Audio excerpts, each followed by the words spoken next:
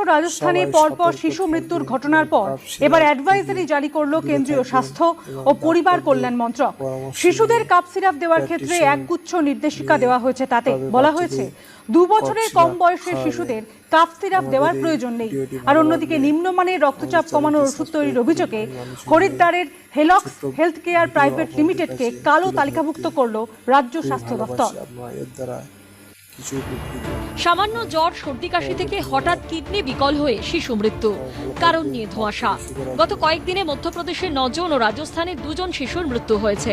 এই আবহে শুক্রবার সব রাজ্য ও কেন্দ্রশাসিত অঞ্চলের জন্য অ্যাডভাইজারি জারি করে কেন্দ্রীয় স্বাস্থ্য ও পরিবার কল্যাণ মন্ত্রক।